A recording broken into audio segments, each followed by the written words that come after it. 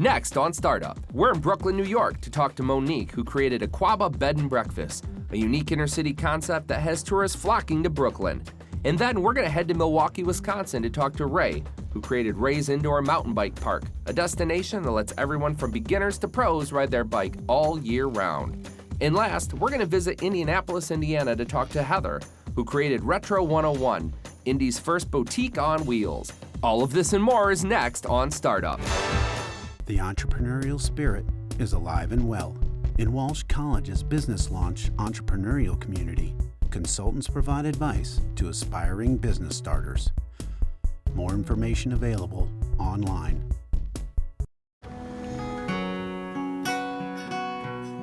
The Chevrolet Volt, an everyday electric car with gas for longer trips. The nature of things to come. Chevrolet, find new roads. American Express is proud to support Startup and the millions of small businesses that put in the hard work to be open for business in neighborhoods across the country. My name is Gary Brado, and I'm a documentary filmmaker and an entrepreneur. The economy is in less than perfect shape, and when the jobs go away, there's nothing left to do but get up and get creative. And there are people all over America doing just that. It's estimated that up to 85% of new businesses fail. So I'm going coast to coast to hear the personal stories of the people who beat the odds and started a successful business from the ground up. This is Startup. I'm in the Bed-Stuy neighborhood of Brooklyn, New York. We're gonna go talk to Monique Greenwood, who created Aquaba B&B. Now, with this dramatic career change of going from the editor-in-chief of Essence magazine to waking up every morning to prepare breakfast for her guests at the B&B, we're gonna find out how this decision ended up being the key to her true happiness. Let's go hear her story. A bed and breakfast, often referred to as a B&B, is a type of lodging typically operated in a large single-family residence. Guests are accommodated at night in private bedrooms and where breakfast is served in the morning. The host family's local knowledge is often a tremendous asset for guests looking for a deeper understanding of the area. Monique set aside her high-profile career and decided to take a gamble on turning an old rundown mansion in Brooklyn into a world-class bed and breakfast. First, I want to know about you as a person. So tell me who you are. Who am I? Well, I'm a woman who's driven to live her best life, and I'm having a great time as an innkeeper and the owner of 5 bed and breakfasts. And I really started my businesses to live the life I want to live. Before this, I was editor-in-chief of Essence magazine, so I ran the country's leading publication for African American women, and always did stories and articles about having multiple streams of income, about turning your passions into profits. And I said, yeah, that's what it's all about. How did taking that plunge, was it scary? When I first shared it with some girlfriends, they thought I was crazy. It's a high-profile role. It's a high-profile job, and they all said, black women would kill to have that job. Yeah. And I said, but I'm not going to die to have it. When I told my daughter, she had the most interesting reaction.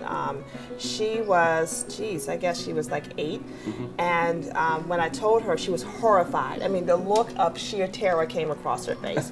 And she said, how are we going to have a roof over our head and food on the table? And when I explained to her that we would have a roof over our heads, in fact, we'd have many roofs, and that we would have food, and guess what? We're going to eat it at the same time. She was ecstatic, and I knew too, at that very moment, that I had made the right decision. What was it like when you first bought the house? What shape was it in? How did you turn this into a business? It was nothing like what it looks like now. So I used to drive by it every day and go, okay, that's my dream house. And people would literally look at me as if I had 3 eyes. And I do. And I think all entrepreneurs do, because that third eye is the eye of vision. It's the ability to see the possibility. The B&B industry has an estimated worth of $3.4 billion. And there are an estimated 17,000 inns in the United States. What kind of loan did you have to take out?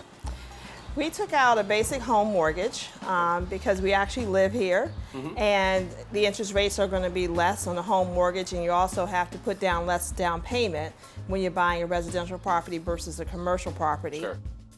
We use a lot of ingenuity to get it done. Where we didn't have money, we did a lot of bartering. You know, we had plumbers who fixed pipes and electricians who ran wire, and we said, okay, you know, bring your girlfriend here to propose. You said you want to get married, right? We'll make it beautiful. What type of additional licenses, or did the health department have to come in, or how does that work? That was probably our most challenging part.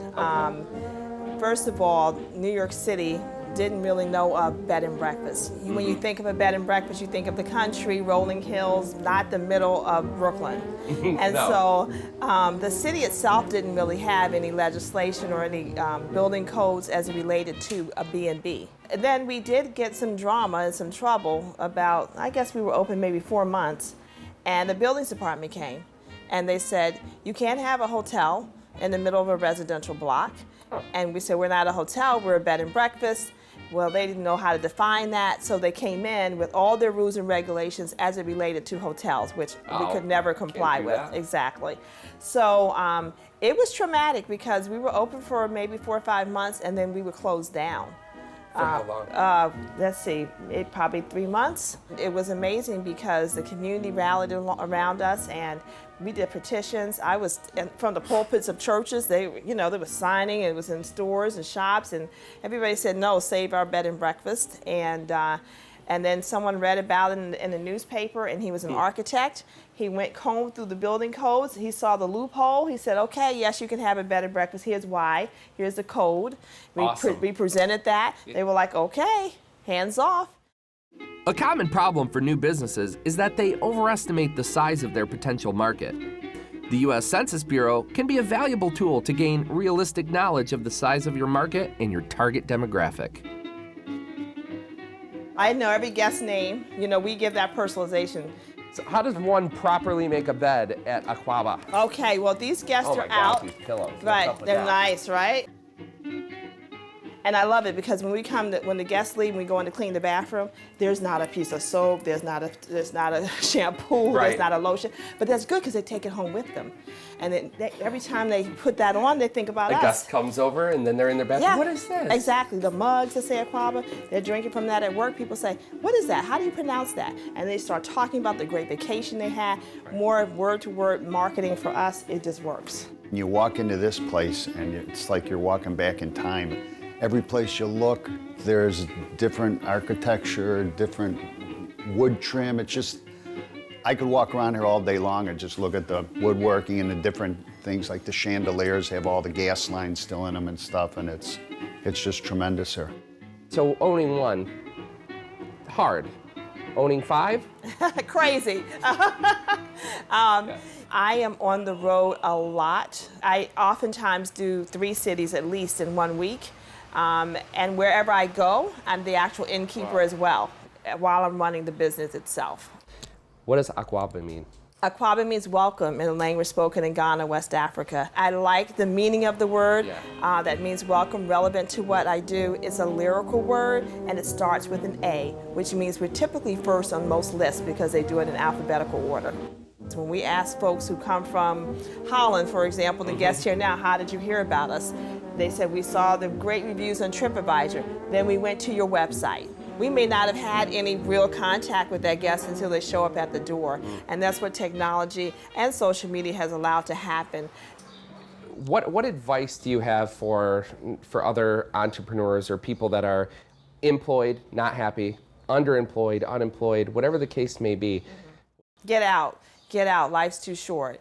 Don't spend your days working a job that doesn't fulfill you, working with people who don't honor you. You don't have to believe that because you're not wealthy, because you don't have a college degree, none of those things should stop you. I'm the first to graduate college in the history of my last name. I just believed that I was entitled to it. You got to start somewhere. Thank you so much for talking to us Thank you. Those are the today. bells from the church. I really appreciate it's like a lovely village feeling, right? Success can be measured in many ways, and Monique was able to create the exact life that she always wanted. Like she says, you need to be honest with yourself about where you are in life. but then had the courage to actually make a change. For more information, log on to our website and click the link for Aquaba. I'm on North 76th Street in Milwaukee, Wisconsin. We're gonna go in and talk to Ray, the owner of Ray's Indoor Bike Park. We're gonna find out exactly how much courage it took for him to build his own field of dreams in the form of a world-class business and an indoor bike park. Mountain biking is the sport of riding bicycles off-road, often over rough terrain using a specifically designed mountain bike. Although they share similarities with other bikes, they incorporate features designed to enhance durability and performance in rough terrain. Ray was tired of not being able to ride his bike all winter, so he created an indoor solution that has all the characteristics of outdoor riding without the seasonal restrictions. I was sitting in my local bar one day, and a guy rode in on a mountain bike. I was about 28 years old. Okay. And I was intrigued by it. It had these shocks and all these bright colors, and it was it just made me feel like a kid again. Yeah. So I looked at a magazine he had brought in, and I didn't know it, but some life-changing events were going to happen, and I needed to sober up. So I went to AA and sobered up and started riding my bicycle. Fell in love with that. When wintertime came one year, I got really depressed. Okay. And I was like, why couldn't you build a bunch of stuff indoors in an old factory and ride your bike? I called the first ad. It said clean space, low rent. I called it.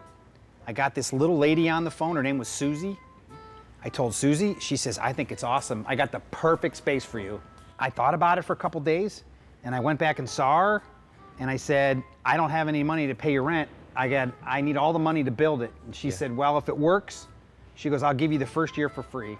Wow. And I needed to fix up the building. A lot of the expense wasn't giving was you any tenant lease improvements then. Yeah. Okay. So I looked at how much plastic I had in my wallet, my equity in my house, everything. And I said to myself, I'm like, how can I live with myself the rest of my life if I don't do this? What does a place like this do for a rider? There's just tons of, I can't explain it. There's something about it that just takes you back to this time when bikes were really, really fun. Like sometimes when you're riding BMX in competition, you're really trying to push yourself and you have this objective of what you want to accomplish. And here, there's so much to ride. I just laugh my head off like I'm 10 years old riding over a teeter-totter, you know? For the first 5 years that the park was open, no bank would loan me money. So when I'd run short, I'd go borrow 15 or 20 grand from my mom. And when I would reopen the park in the fall, I'd be able to pay her back. I carried a lot of debt, tons of debt. The interest I paid is just insane. Insurance liabilities for extreme sports parks vary from state to state, but can cost up to $10,000 annually with a $1 million deductible.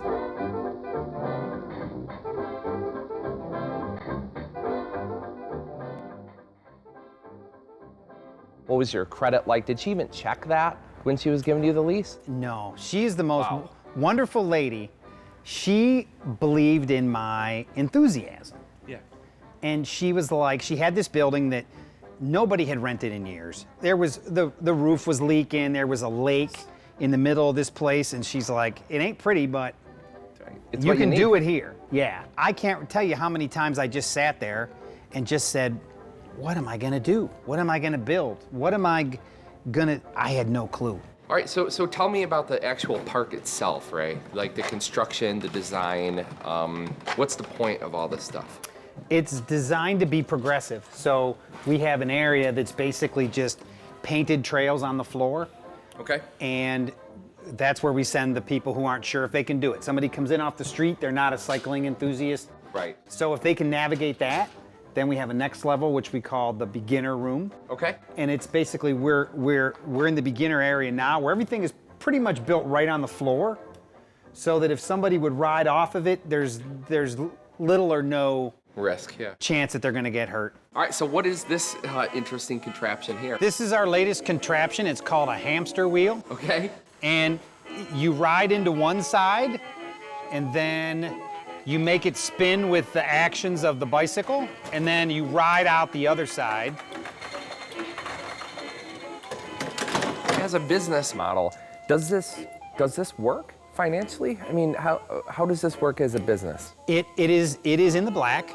Okay. It's not the next big money maker. Yeah. It's enthusiast driven. It's Sure. for the love of it. I'm thrilled that it stays in the black and that it provides me with a living. In 2013, 18.7 million bikes sold, up 3 million from 2012. I had this opportunity to live a dream, and I was like, so what's the worst thing that happens? I lose my house? I can recover. Half of my friends thought I was nuts and told me, dude, you're out of your mind, don't do it. And the other half came and helped me. The real friends. Yeah, and they came and volunteered, and they would come after work and build things and paint and sweep, change light bulbs. People came in and helped me, would bring me pictures they found off the internet. They're like, look, we should build this. And then we had a big board up on the wall, and we would put like all of these photos up there, and then we'd be like, this would look cool there, and this would look cool here. And it was basically a big experiment. Every year, we close in the summertime, because everybody rides their bikes outside. Sure. And we would remodel the park. Yep. And then offer a new product in the fall, have a big grand opening party, so. At the end of the day, what it sounds like is that the what if I don't was a lot harder to swallow than the what if I do sort of thing. Sitting at the end of your life saying, God, what if I don't do this? That's a lot harder to take. I've seen the downside. I've seen pretty bad times. Sure. So I'm like, why not? What have I got to lose? So it doesn't matter what stage you're in life. If you have a dream, you need to set your fears aside and jump right in. That's what Ray did.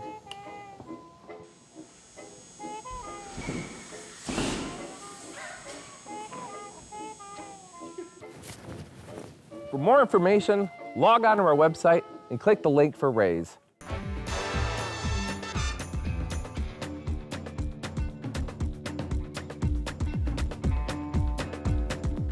I'm on Market Street in Indianapolis, Indiana.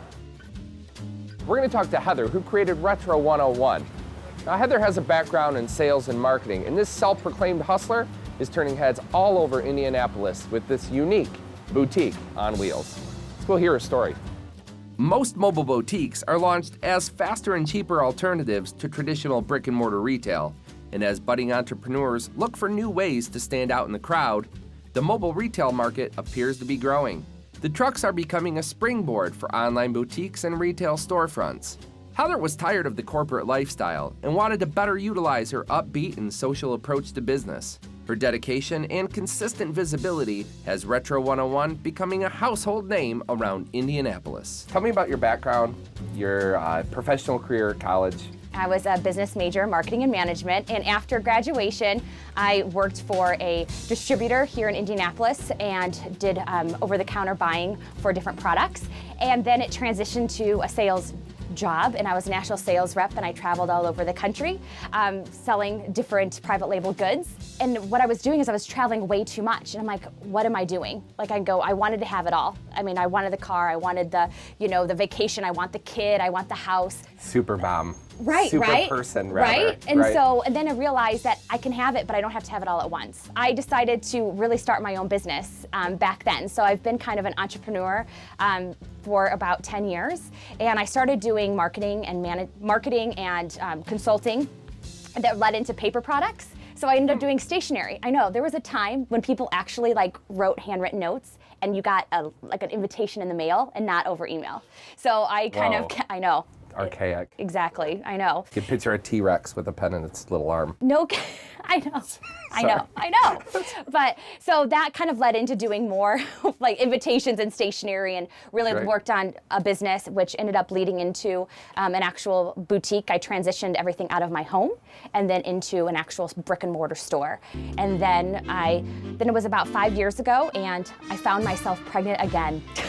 By the same man. No, I know, right? So we decided to expand the family, and at that point it was kind of a line in the sand. Then I started going back into what I called the corporate world for 5 years, and clearly now I feel like I was completely hiding under a rock for 5 years. What did you do when you went back to corporate?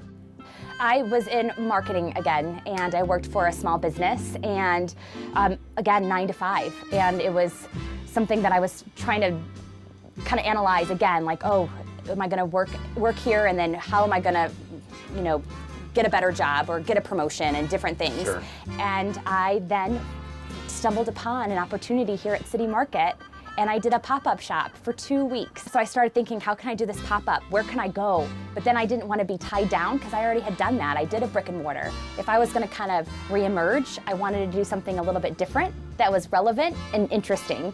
What do you think about the merchandise that's sold in there? You like to it's shop at adorable. this? It's good springtime stuff. She's got great colors in there right now, and it's all super trendy and comes right to you. I'm starting up my own vintage boutique as a mobile vendor, and she kind of inspired me to do that.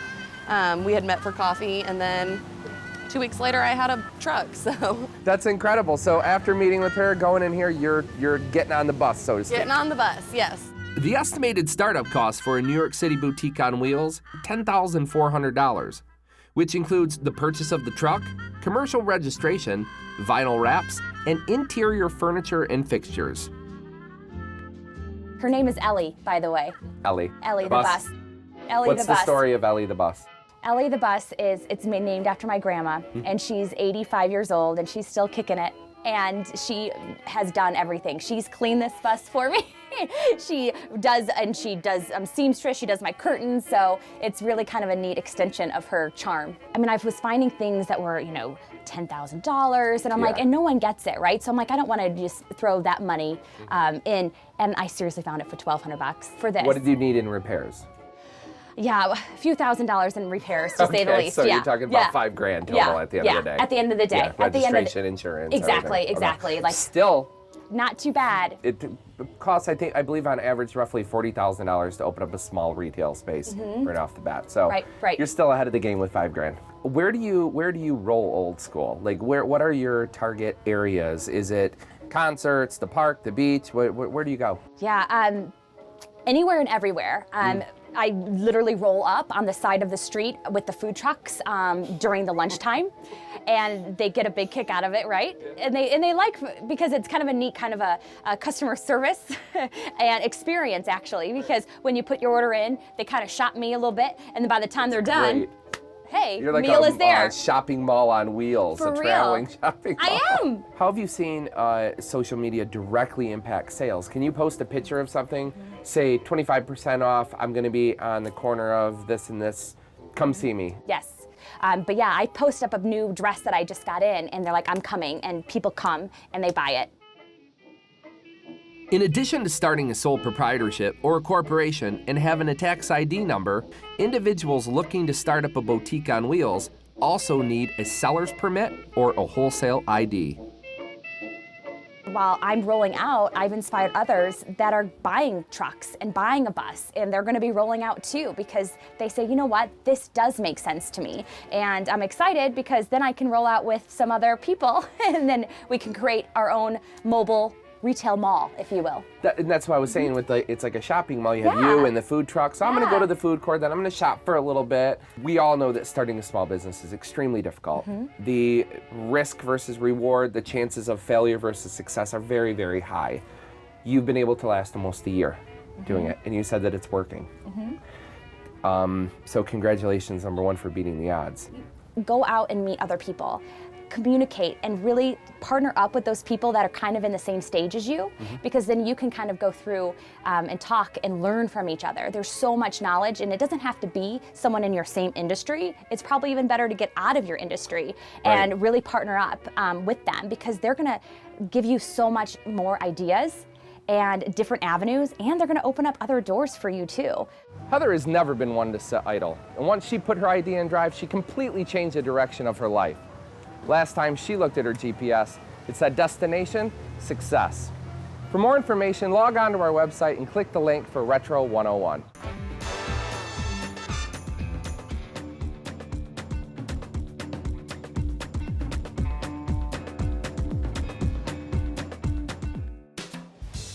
Well, when you're creating a business that's going to succeed over the long haul, I think, part of it is understanding your model, making sure you have a viable economic model, understanding what your customers, who your customers are and how you can help and evolve with them. Angie's List, we were an offline business, we evolved to online. We were 100 categories of reviews that we collected information on today, over 500 categories. So, it's about evolving with what's going on in society and making sure you're keeping your product relevant. Next time on Startup, we're going to Sharpsburg, Pennsylvania to talk to Josephine and Gaston, who created La Dorita, a business that produces the Argentinian delicacy dulce de leche. Then we head to Washington, D.C. to talk to Cynthia, who started Cirque de Rouge, a tattoo shop that's catching international attention. And last, we stop in Chicago, Illinois to meet with Desiree and Ethan, who created Give Forward, the first ever crowdfunding site that focuses on medical needs. All of this and more next time on Startup.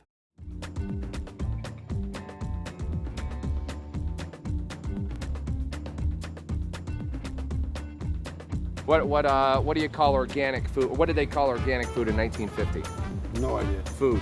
Exactly. Exactly.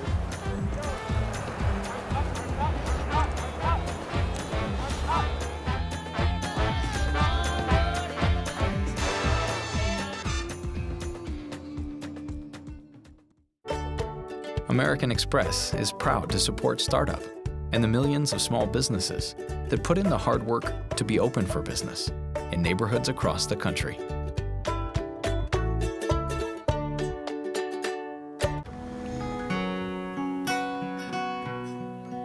The Chevrolet Volt, an everyday electric car with gas for longer trips. The nature of things to come. Chevrolet, find new roads. The entrepreneurial spirit is alive and well. In Walsh College's business launch entrepreneurial community, consultants provide advice to aspiring business starters. More information available online